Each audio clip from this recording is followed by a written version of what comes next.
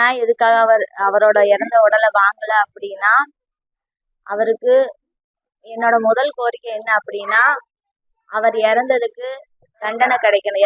அவங்கள கொன்னவங்களுக்கு தண்டனை கிடைக்கணும். அரெஸ்ட் பண்ணியிருக்காங்க. பெரிய தண்டனை கொடுக்கணும் அவங்களுக்கு. 2வது கோரிக்கை என்ன அப்படின்னா, எனக்கு 4 வயசுல ஒரு பையன் இருக்கான். அவனோட படிப்பு செலவு பார்க்கணும். அவன் ஏதாவது நிதி உதவி தரணும். 3வது கோரிக்கை என்ன அப்படின்னா, எனக்கு நிரந்தரமான ஒரு அரசாங்க வேலை இந்த அரசாங்கத்திட்ட இருந்து கிடைக்கணும்.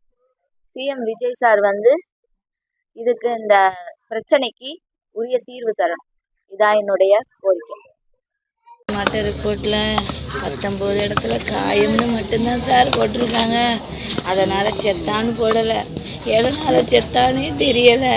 எப்போ செத்தான்னு தெரியலை. வெள்ளிக்கிழமை கொண்டாங்களா, சனிக்கிழமை கொண்டாங்களா, ஞாயிற்றுக்கிழமை கொண்டாங்க தெரியாது சார். தெரியாது சார். எனக்கு என் பிள்ளைக்கு நீதி கிடைக்கல சார். அரெஸ்ட் பண்ணியிருக்காங்க. இப்போ புதுசாக 8 பேரை சேர்த்துருக்காங்க. ஏதோ ஒரு குளறுபடி நடக்குது சார். எனக்கு சிபிஐ விசாரணை கண்டிப்பாக வேணும் சார். நான் இனி யாரையும் நம்ப தயாராக இல்லை. ஒரு போஸ்ட்மார்ட்டம் ரிப்போர்ட்டில் எப்போ செத்தான்னு வருமா வராதா சார்? அவனை கொன்று வெளியே கொண்டு வந்த நேரம் தானே போட்டிருக்கீங்க. அவன் எப்போ செத்தாங்கிற நேரம் போடலை. அவன் எப்படி செத்தானும் போடலை. காயத்தால் மரணம் இல்லைன்னு போட்டிருக்கு சார்.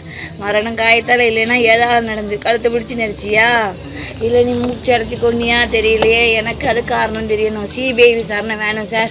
நீங்கள் வேறு என்ன பண்ணுறீங்களோ இல்லையே, எனக்கு சிபிஐ விசாரணை கண்டிப்பாக வேணும். இதில் போலித்தனம் நடக்கு. எல்லாரையும் காப்பாற்ற பார்க்காங்க சார். எனக்கு வேறு ஒன்றுமே சொல்லறதுக்கு இல்லை சார். எனக்கு சிபிஐ விசாரணை வேணும். வாங்க மாட்டேன். அவனுக்கு நீதி கிடைச்சிருக்கா சார்? நீதி கிடைச்சிருக்கா? ஒரு 8 பேர் அரெஸ்ட் பண்ணால் முடிஞ்சு போச்சா?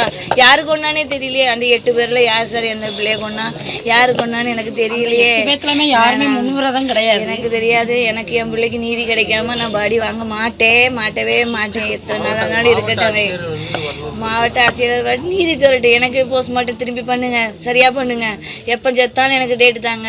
எப்படி செத்தான்னு எனக்கு தாங்க. எனக்கு அல்லாமல் நான் எதுவுமே பண்ண மாட்டேன். வாங்கவே மாட்டேன். எனக்கு இதான் என் கோரிக்கை.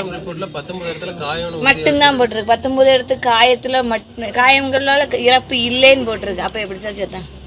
எப்படி செத்தான்? அவன் சாவக்கூடியவன் இல்லை சார். அவனுக்கு எந்த வியாதியும் கிடையாது. அவன் கை ஊனம் மட்டும்தான். ஆகக்கூடியவன் இல்லை சார். அவனுக்கு எந்த வியாதியும் கிடையாது. அவன் கை ஊனம் மட்டும்தான். அவனுக்கு எந்த வியாதியும் கிடையாது.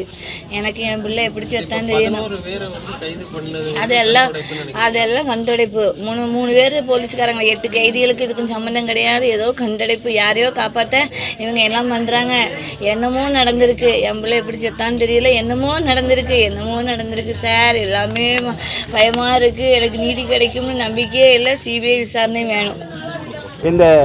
அந்த குடும்பத்தை பொறுத்த ஏழ்மையான குடும்பம், பாதிக்கப்பட்ட குடும்பம். அந்த குடும்பத்திற்கு உரிய நிவாரணம், குறைந்தபட்சம் 2 கோடி ரூபாய் நிவாரணம் என்பது வழங்கப்பட வேண்டும். மனைவிக்கு என்பது ஒரு நிரந்தரமான வேலை வாய்ப்பை கொடுக்கப்பட வேண்டும். அதே போன்று நம்முடைய ஒரு நல்ல முறையில் ஒரு நீதிபதியை கொண்டு நீதி விசாரணை நடத்துவது மட்டுமல்ல, சிபிஐ விசாரணை நடத்த வேண்டும் என்று கேட்டுக்கொள்கிறோம். அரசுடைய நடவடிக்கை என்பது இன்னும் அது முறையாக இருந்தது என்று சொல்ல முடியாது. ஏனென்று சொன்னால் அவருடைய பிரேத பரிசோதனையிலே அதனுடைய குளறுபடி இருக்கிறது. அவருடைய இந்த ஒரு குற்றம் செய்யப்பட்டவர் என்று சொல்லி அவர் இல்லாத ஒரு விஷயத்தை சொல்லி, அதுவும் மாற்றுத்திறனாளி என்பது அவர் பாதிக்கப்பட்டிருக்கிறார், மிகப்பெரிய கொடுமைப்படுத்தியிருக்கிறார். தமிழகத்தில் இப்படிப்பட்ட ஒரு சம்பவம் என்பது நடந்திருக்க கூடாது என்பதுதான் சொல்லுகின்றேன்.